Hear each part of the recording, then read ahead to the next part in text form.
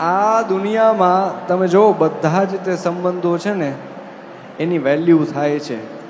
મા માટે થઈને ગીતો લખાય છે, ભાઈ બહેન ઉપર ગીતો લખાય છે, પણ એક જ આ જગતમાં પિતા એવું પાત્ર છે કે જેના કોઈ દિવસ બહુ વખાણ કરતા જ નથી કોઈ.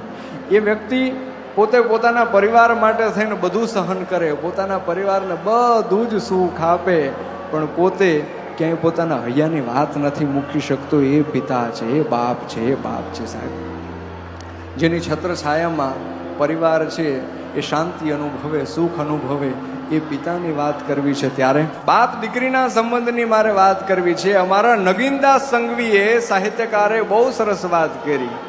એમણે કીધું કે દીકરો છે ને એ ગમે એવડો મોટો થઈ જાય પણ બાપનો બાપ ન બની શકે, પણ દીકરી છે ને એ થોડીક મોટી થાય ને એટલે બાપની માં બની જતી હોય છે, બાપની માં બની.